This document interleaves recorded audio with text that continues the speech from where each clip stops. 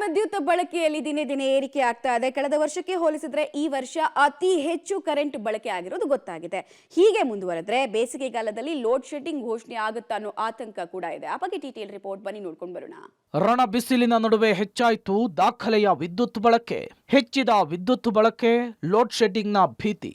ಬೇಸಿಗೆ ಆರಂಭದಲ್ಲಿಯೇ ಸೂರ್ಯ ನೆತ್ತಿ ಸುಡ್ತಿದ್ದಾನೆ. ರಣ ಬಿಸಿಲಿಗೆ ಸಿಲಿಕಾನ್ ಸಿಟಿ ಮಂದಿ ಸೊರಗಿ ಹೋಗ್ತಿದ್ದಾರೆ. ಅದರಲ್ಲೂ ಈ ಬಾರಿ ಸಮ್ಮರ್ ಸ್ಟಾರ್ಟಿಂಗ್ನಲ್ಲಿಯೇ ಧಗೆ ಸ್ವಲ್ಪ ಹೆಚ್ಚಾಗಿ ಕಾಣ್ತಿದೆ. ಬಿರು ಬಿಸಿಲಿನ ಹೊಡೆತದಿಂದ ತಪ್ಪಿಸಿಕೊಳ್ಳಲು ಫ್ಯಾನ್, ಎಸಿ, ಕೂಲರ್ ಮೊರೆ ಹೋಗ್ತಾ ಇದ್ದಾರೆ ಜನ. ಇದರಿಂದ ವಿದ್ಯುತ್ ಬಳಕೆಯಲ್ಲಿ ಬೆಂಗಳೂರಿನ ಜನ ಹೊಸ ದಾಖಲೆ ಮಾಡಿದ್ದಾರೆ. ಇದು ಲೋಡ್ ಶೆಡ್ಡಿಂಗ್ನಂತಹ ಆತಂಕವನ್ನ ಮತ್ತೆ ಮುನ್ನೆಲೆಗೆ ತಂದಿದೆ. ಬಿಸಿಲಿನ ಧಗೆಯಿಂದ ಬೆಂದಿರುವಂತಹ ಜನರು fan, air condition, air cooler ಬಳಸುವುದು ಹೆಚ್ಚಾಗ್ತಾ ಇದೆ. ಇದರಿಂದ ಬೆಂಗಳೂರು ವ್ಯಾಪ್ತಿಯಲ್ಲಿ ದಾಖಲೆಯ ವಿದ್ಯುತ್ ಬಳಕೆಯಾಗಿದೆ. ಈ ವರ್ಷ ಫೆಬ್ರವರಿ ತಿಂಗಳಲ್ಲಿಯೇ ಸಾರ್ವಕಾಲಿಕ ಗರಿಷ್ಠ 8,128 ಮೆಗಾವ್ಯಾಟ್ ವಿದ್ಯುತ್ ಬಳಸುವ ಮೂಲಕ ಸಿಟಿ ಮಂದಿ ಹೊಸ ರೆಕಾರ್ಡ್ ಅನ್ನ ಕ್ರಿಯೇಟ್ ಮಾಡಿದ್ದಾರೆ. ಈ ಸಾರಿ ಫೆಬ್ರವರಿ ಸಿಕ್ಕಾಪಟ್ಟೆ ಬಿಸಿಲು, ಟೆಂಪರೇಚರ್ ರೈಸ್ ಆಗಿದ್ದರಿಂದ ಡಿಮ್ಯಾಂಡ್ ಜಾಸ್ತಿ ಆಗಿದೆ.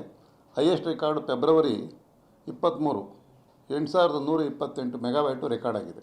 ಇದೇ ಪವರ್ ಸಪ್ಲೈ ಡಿಮ್ಯಾಂಡು ಹೋದ ವರ್ಷ ಸೇಮ್ ಡೇಟ್ಗೆ 7,496 ಮೆಗಾವ್ಯಾಟ್ ಇತ್ತು. ಸೊ ಇದು ರೀಸನ್ ಏನು ಅಂತಂದರೆ, ಟೆಂಪ್ರೇಚರ್ ರೈಸ್ ಆಗಿದ್ದರಿಂದ ಎಲ್ಲ ಮನೆಗಳು, ಇಂಡಸ್ಟ್ರೀಸು, ಕಮರ್ಷಿಯಲು, ಮತ್ತು ಫ್ಯಾಕ್ಟ್ರಿಗಳು ಸಹ AC ಫ್ಯಾನ್ ಯೂಸ್ ಮಾಡ್ತಾರೆ.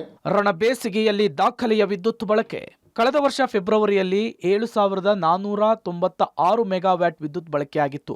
ಆದರೆ ಈ ವರ್ಷ ಫೆಬ್ರವರಿಯಲ್ಲಿ 632 ಮೆಗಾವ್ಯಾಟ್ ಹೆಚ್ಚಾಗಿದ್ದು 8,128 ಮೆಗಾವ್ಯಾಟ್ ಬಳಕೆಯಾಗಿದೆ. ಈ ಮೂಲಕ ಆಲ್ ಟೈಮ್ ರೆಕಾರ್ಡ್ ಬ್ರೇಕ್ ಆಗಿದೆ. ಎಸಿ, ಫ್ಯಾನ್ ಸಹ ಹೆಚ್ಚಾಗಿ ರನ್ ಆಗಿದ್ದು ವಿದ್ಯುತ್ ಹೆಚ್ಚಿನ ಬಳಕೆಗೆ ಕಾರಣವಂತೆ.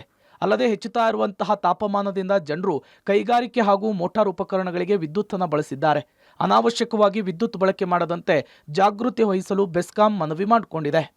ಮುಖ್ಯವಾಗಿ ಈ ರೈತರು ಮಳೆ ಇನ್ನೂ ಸ್ಟಾರ್ಟ್ ಆಗದೇ ಇರೋದ್ರಿಂದ ಏನು ಬೆಳೆಗಳಿಟ್ಟಿರ್ತಾರೆ, ಆ ಬೆಳೆಗಳನ್ನ ಅವ್ರು ಕಾಪಾಡ್ಕೊಳ್ಳಿಕ್ಕೋಸ್ಕರ ಪವರ್ ಸಪ್ಲೈ ಜಾಸ್ತಿ ಯೂಸ್ ಬಂದರೆ ನೀರು ಪಂಪ್ ಮಾಡಲಿಕ್ಕೆ ಉಪಯೋಗಿಸೋದ್ರಿಂದ ಪವರ್ ಸಪ್ಲೈ ಹೈಕ್ ಆಗಿರುತ್ತೆ. ಗೃಹ ಜ್ಯೋತಿನಲ್ಲಿ ಅವರ ಹೋದ ವರ್ಷ ಫೈನಾನ್ಷಿಯಲ್ ಇಯರು ಸರಾಸರಿ ತೊಗೊಂಡು ಫಿಕ್ಸ್ ಮಾಡಿರೋದ್ರಿಂದ ಸೊ ಅವ್ರು ಎಷ್ಟು ಎಲಿಜಿಬಿಲಿಟಿ ಇರ್ತಾರೋ ಅಷ್ಟಕ್ಕೆ ಉಪಯೋಗಿಸ್ಕೊಂಡು ಟ್ರೈ ಮಾಡ್ತಾರೆ. ಯಾಕಂದರೆ ಅದಕ್ಕಿಂತ ಜಾಸ್ತಿ ಉಪಯೋಗಿಸಿದ್ರೆ ಅವರು ಡಿಪಾರ್ಟ್ಮೆಂಟಿಗೆ ಕಟ್ಟಬೇಕಾಗ್ತದೆ. ಅದರಿಂದ ರೋಜಲ್ಲಿ ಆ ಥರದ್ದೇನು ಇನ್ಕ್ರೀಸ್ ಆಗಿಲ್ಲ. ಗೃಹಜ್ಯೋತಿ ಗುಂಗ್ನಲ್ಲಿ ಬೇಕಾಬಿಟ್ಟಿ ಕರೆಂಟ್ ಬಳಕೆ. ಗೃಹಜ್ಯೋತಿ ಎಫೆಕ್ಟ್ ಕೂಡ ವಿದ್ಯುತ್ ಅಧಿಕ ಬಳಕೆಗೆ ಕಾರಣ ಅಂತ ಹೇಳಲಾಗ್ತಾ ಇದೆ. ಮಾರ್ಚ್ ತಿಂಗಳ ಗರಿಷ್ಠ ಬೇಡಿಕೆಯು 8,300 ಮೆಗಾವ್ಯಾಟ್ ಅಂತೇಳಿ ಅಂದಾಜಿಸಲಾಗಿದೆ. ಮಾರ್ಚ್ 2023ರಲ್ಲಿ 7,740 ಮೆಗಾವ್ಯಾಟ್ ವಿದ್ಯುತ್ ಬಳಕೆಯಾಗಿತ್ತು.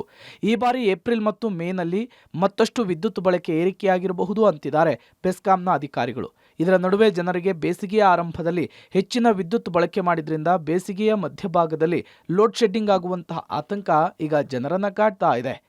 Madesh, public TV, Bengaluru.